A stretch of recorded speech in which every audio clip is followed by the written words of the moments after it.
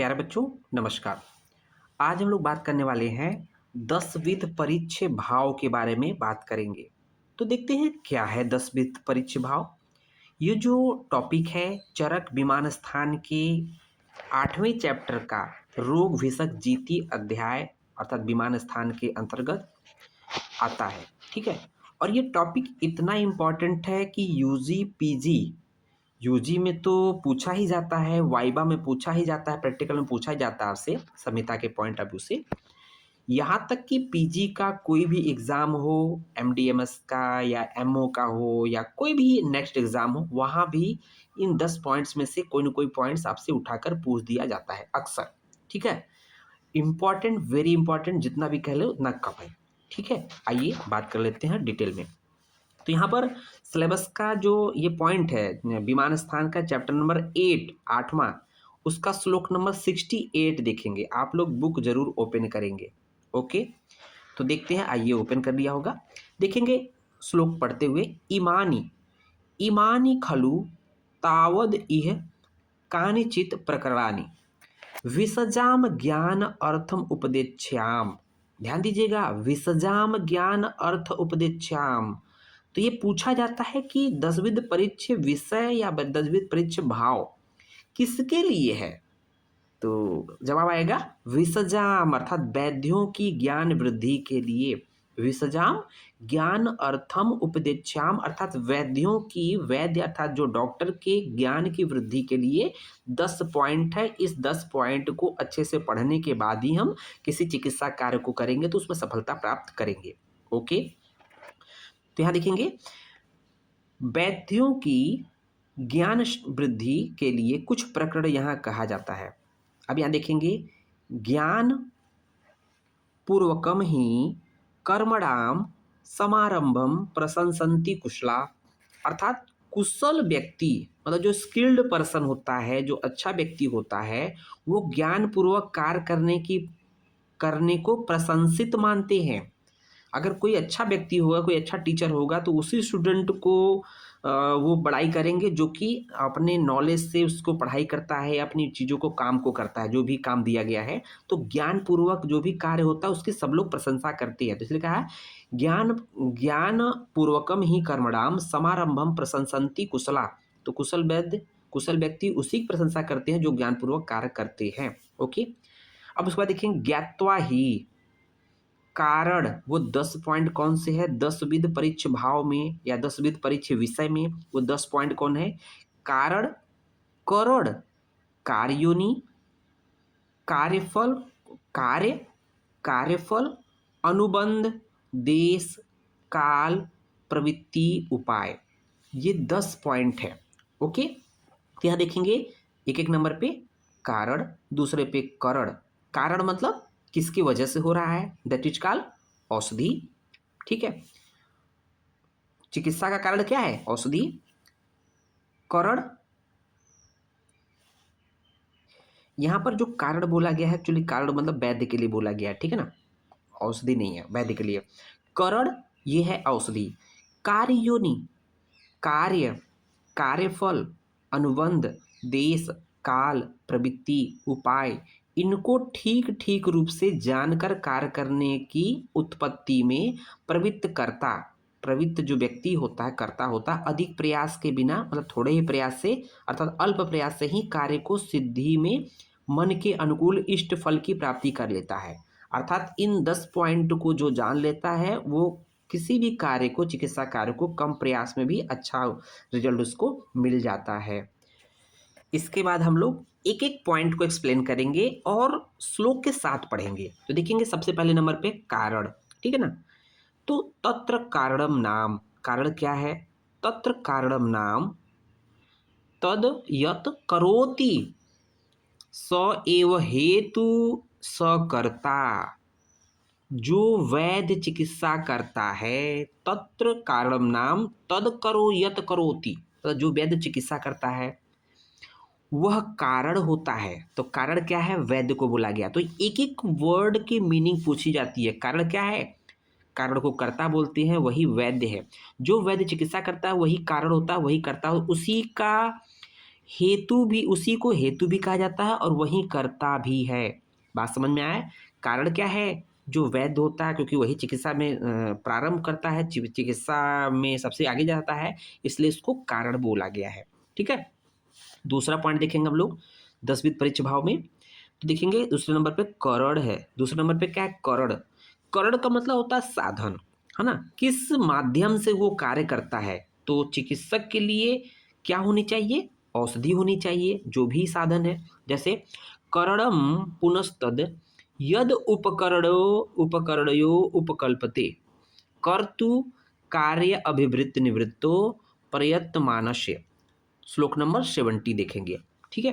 अर्थात कार्य को संपादन करने के लिए, मतलब कार्य क्या है? चिकित्सा। चिकित्सा को संपादन करने के लिए कार्य में प्रवृत्त होने वाले कर्ता के साधन भाई जो डॉक्टर है उसको क्या क्या इंस्ट्रूमेंट चाहिए, क्या क्या चीजें चाहिए जिससे कि वो चिकित्सा कर सके। कर्ता के साधन के रूप में जो होता है उसे ही करण कहते हैं।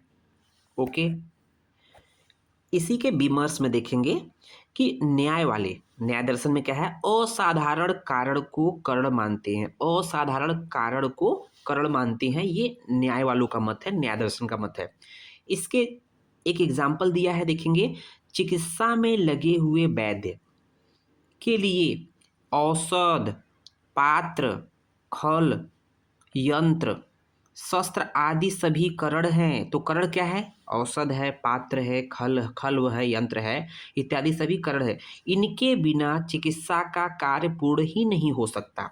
या शरीर में भी कर्ता आत्मा जब कोई कार्य करना चाहती है तो बिना इंद्रियों के कुछ भी कार्य नहीं कर सकती। अतः शरीर अर्थात आत्मा का करण इंद्रियां हैं। शरीर अर्थात आत्मा का करण इंद्रियां हैं, ये तो इनका मत है। लेकिन यहाँ पर करण का मतलब होता है औषधि, पात्र, जो भी यंत्र, इंस्ट्रूमेंट, जो भी जिसके हेल्प से डॉक्टर वैद्य रोग को ठीक करता है, वही उसका करण है। ठीक है ना? करण मतलब जो साधन होता है जो डॉक्टर के लिए यूज करता है चिकित्सा के पॉइंट ऑफ व्यू से। तीसरा देखेंगे कार्य योनि। ठीक है ना? कारण करण। नेक्स्ट कार्य योनि। तो कार्य योनि क्या है? कार्य योनिस्तु सा या विक्रियमाणाम कार्यत्वम आपद्यते। कहने का मतलब कि कार्य योनि उसे कहते हैं जो भिन्न भिन्न परिवर्तनों को प्राप्त होते हुए कार्य रूप में परिणत होता है। अगर मोटा मोटा बात करें, जिसको हम लोग आगे भी चर्चा करेंगे, एक्चुअली कार्य योनि क्या है? धातु वैषम्य, धातुओं का विषम होना ही कार्य योनि है। भाई जब धातुएं विषम होंगी तभी तो रोग की प्राप्ति होगी, तभी तो हम उस पर कार्य करेंगे। कार्य का मतलब चिकित्सा। समझ में आ गया कि कार्य योनि क्या है? धातुएं जब विषम हो रही हैं, रोग उत्पन्न हो रहे हैं, तभी तो हम लोग उसको कार्य करते हैं, चिकित्सा करते हैं। तो कार्य योनि मतलब धातु विषमता, यहाँ पर समझे। लेकिन जब श्लोक में पूछा जाता है, जब टर्म आएगा एग्जाम में, क्या हो जाएगा कि विक्रियमाणाम कार्यम आपद्यते। तो विक्रिय टर्म याद रखिएगा, विक्रियमाणाम। तो कार्य योनि मतलब विक्रिय माणाम। ठीक है, याद रहेगा।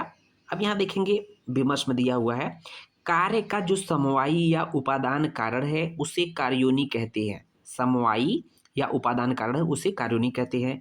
जैसे घड़े का समवायी कारण तो मृत्तिका है।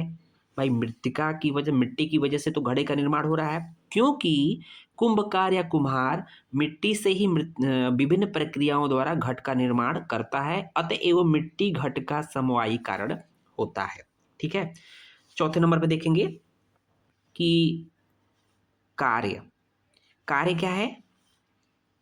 कार्य मतलब चिकित्सा। ठीक है। तो कार्यम तु तदस्य अभिनिवृत्ति भी संधाय कर्ता प्रवर्तते। कार्य उसे कहते हैं अपने इति कर्तव्य को निश्चित करने के बाद जिस प्रयोजन से कर्ता क्रिया में लगता है उसे ही कार्य कहते हैं। भाई जो कर्ता कौन है? कर्ता तो वैद्य था, जिसको हम लोग कारण बोले थे। अब डॉक्टर कहाँ इन्वॉल्व होगा? डॉक्टर इन्वॉल्व होगा कि जो भी कोई रोग उत्पन्न हुआ उसको ठीक करने में, उसको सही होने में। तो कर्ता क्रिया में जिस प्रयोजन से लगता है, मतलब उसके चिकित्सा के पॉइंट ऑफ व्यू से लगता है। अर्थात जो धातुएं इससे पहले जो कार्य योनि थी, कार्य योनि में धातु विषमता थी, उसी धातु विषमता को धातु साम्य करने के लिए, धातुओं की विषमता को धातु साम्य करने के लिए ही कर्ता अर्थात डॉक्टर वैद्य उस प्रयोजन में लगता है कि धातु जो विषम थी वो साम्य अवस्था में आ जाए। तो कार्य क्या है? धातु साम्य। जबकि कार्ययोनि क्या थी? धातु वैषम्य था, वैषम्य, धातु वैषम्य कार्ययोनि था। कार्य क्या है? धातु साम्य है। इसको हम लोग आगे पढ़ेंगे बच्चों। नेक्स्ट पर देखेंगे कार्यफल कि कार्यफलम पुनस्तद यत प्रयोजना कार्य अभिनिवृत्तिर्रिष्यते, अर्थात जिस प्रयोजन के लिए कार्य प्रारंभ किया जाता है वह कार्यफल है, वह कार्यफल है। ठीक है, तो कहने का मतलब कि कोई कार्य करते हैं, कोई न कोई कार्य की प्राप्ति के लिए, फल की प्राप्ति के लिए। जैसे कार्यफल क्या है? सुख की प्राप्ति। क्या है? सुखाव प्राप्ति। आगे देखेंगे कार्यफल मतलब सुखाव प्राप्ति। भाई अगर जब कार्य योनि अर्थात धातु की विषमता थी, उसकी वजह से रोग उत्पन्न हुए, तो हम लोगों ने कार्य किया, कार्य हुआ तो धातु साम्य हो गया। धातु जब साम्य होंगी तो हमें क्या होगा? कार्यफल हो मिल गया, अर्थात सुख की प्राप्ति होगी। हमारे जो सुख दुख है वो समान रूप से हमें महसूस होने लगे, मिलने लगेंगे। तो समझ में आ रहा होगा। लेकिन यहाँ पर बात ये आती है कि कार्यफल की जो श्लोक हम लोगों ने अंडरलाइन किया है, ये जो पॉइंट अंडरलाइन किया है, यही एग्जाम में पूछा जाता है। तो यत प्रयोजना कार्य अभिनिवृत्ति रिष्यते, तो प्रयोजना याद करना है। प्रयोजना मतलब योजना, कार्यफल में योजना टर्म आएगा। तो योजना बनाओ फल पाओ। हम लोगों ने क्या ट्रिक बनाई? योजना बनाओ फल पाओ। फल का मतलब कार्यफल। ठीक है, योजना मतलब यत प्रयोजन कार्य अभिनिवृत्ति, मतलब योजना बनाओ फल पाओ। ये समझ में आएगा कि फल और योजना एक दूसरे से कनेक्ट है, मतलब कार्यफल में योजना हो जाएगा। ठीक है, यत प्रयोजना या प्रयोजन योजना। ठीक है, नेक्स्ट पॉइंट देखेंगे 6 नंबर का अनुबंध। अनुबंध देखेंगे, अनुबंध खलु सय कर्तारम अवश्यम अनुबध्नाति कार्यात उत्तर कालम कार्य निमित्तः शुभो वा अशुभो भव, अर्थात जो कार्य करने के बाद कार्य के ही द्वारा अच्छा या बुरा फल कर्ता को अवश्य भोगना पड़ता है, उसे ही अनुबंध कहते हैं, है ना। तो अनुबंध को एक्चुअल में खलवायु बोलते हैं, है ना। खलुवायु अर्थात आयु की प्राप्ति। अगर अच्छा कार्य होगा मतलब अच्छी चिकित्सा होगी तो उसको आयु जो शेष है वो अच्छे से जिएगा। अगर अच्छी चिकित्सा नहीं होगी तो मृत्यु को प्राप्त होगा, दुख को प्राप्त होगा। इसलिए कह रहा है कि यहाँ पर अच्छा मतलब कि शुभ और अशुभ फल, अर्थात बुरा फल या अच्छा फल, ये डिपेंड करता है कि वैद्य कैसा कार्य कर रहा है। ठीक है, यहाँ पर देखेंगे नेक्स्ट पॉइंट देश। ठीक है, देश, देश क्या है? देशस्तु अधिष्ठानम, मतलब अधिष्ठान मतलब जहां पर, देश से यहाँ दो चीजें हैं, रोग या औषध द्रव्य का जो अधिकरण होता है, मतलब जो जो स्थान होता है उसे हम देश कहते हैं। तो देश यहाँ दो टर्म है। अगर रोगी से बात करेंगे तो रोगी किस एरिया से बिलोंग करता है, कि पर्टिकुलर एरिया में किस तरह के रोग हैं, किस तरह की महामारी फैली है, किस तरह के इन्फेक्शन है, उससे हमें नॉलेज मिलेगा।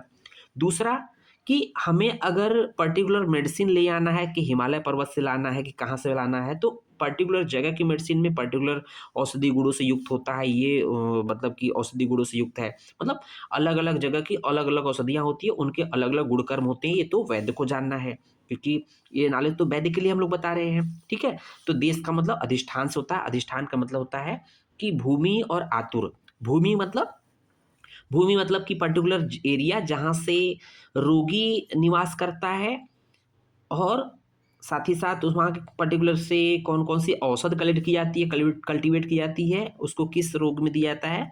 और आतुर का मतलब कि रोगी से संबंधित है, कि पर्टिकुलर एरिया में कौन कौन से रोग पाए जाते हैं, कौन कौन इन्फेक्शन पाया जाता है, किस तरह की बीमारियां पाई जाती है, ये नॉलेज लेना है। उसका देखेंगे 8 नंबर पे काल। काल का मतलब कालः पुनः परिणामः। ध्यान दीजिएगा, कालः पुनः परिणामः यही पूछा जाता है।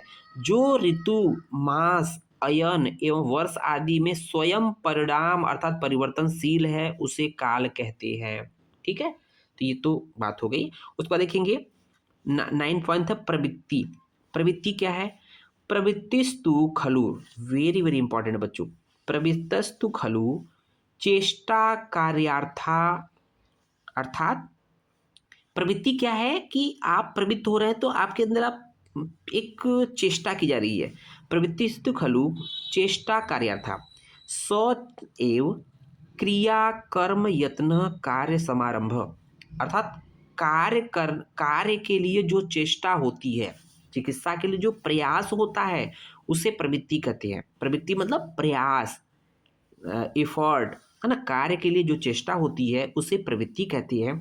वही क्रिया कर्म यत्न एवं कार्य समारंभ भी कहा जाता है। उसे ही क्रिया कर्म यत्न एवं कार्य समारंभ भी कहा जाता है। इसको कैसे याद रखेंगे? प्रतिकर्म समारंभ, प्रतिकर्म समारंभ कैसे याद रखेंगे? प्रतिकर्म समारंभ, प्रति से क्या हो जाएगा? प्रवृत्ति, कर्म समारंभ, कर्म समारंभ ये टर्म याद रखेंगे। कर्म समारंभ मतलब कर्म मतलब कार्य समारंभ, ठीक है। प्रति मतलब प्रवृत्ति हो जाएगा। तो ये चीजें समझ में आ रही होगी। विमर्श में देख रहे होंगे हम लोग, न्याय दर्शन में वाणी बुद्धि और शरीर से कार्य के आरंभ को प्रवृत्ति कहते हैं। मतलब वाणी बुद्धि और शरीर से कार्य के आरंभ को प्रवृत्ति कहते हैं। श्लोक भी दिया है, प्रवृत्ति वाग बुद्धि शरीर आरंभ इति, अर्थात इस प्रवृत्ति के दो भेद होते हैं न्याय दर्शन में, पाप प्रवृत्ति, पुण्य प्रवृत्ति। ठीक है, बहुत ज्यादा नहीं, फिर भी आपको देख लेना जरूरी है क्योंकि एग्जाम के पॉइंट ऑफ व्यू से है। नेक्स्ट पॉइंट देखेंगे उपाय, लास्ट पॉइंट है 10 परिचय भाव का 10वां पॉइंट है उपाय। ठीक है, तो उपाय पुनस्त्रयाणाम करणादीनाम सौष्ठवम अभिविधानम। तो बहुत लंबे चौड़े श्लोक में नहीं जाना है, जिसको हम लोगों ने हाईलाइट किया है उसी को आप भी हाईलाइट कर लीजिए। अर्थात उपाय किसे कहते हैं? कारण, करण, कार्य योनि का सौष्ठव, सौष्ठव मतलब व्यवस्थित रूप से, कारण मतलब वैद्य, करण मीन्स औषध, और कार्य योनि अर्थात धातु विषम में का व्यवस्थित रूप से अर्थात कार्य के अनुरूप या अनुगुण होना, और अभिविधान मतलब कार्योत्पादक अवस्थिति का सम्यक रूप से होना उपाय कहा जाता है। उसके बाद श्लोक में दिया है सच कार्य कार्यफल अनुबंध वर्ज्याम, मीन्स कार्य कार्यफल और अनुबंध को छोड़कर करण कारण कार्य योनि का कार्योत्पादक होना उपाय कहा जाता है। क्योंकि कारण आदि तीनों का सौष्ठव और अभिविधान कार्य का उत्पादक होता है, इसलिए वह उपाय है। ठीक है, तो मोटा मोटा हम लोग बात कर रहे हैं कि उपाय को याद कैसे करेंगे कि पुनस्त्रयाणाम कारण आदि नाम सौष्ठव अभिधानम।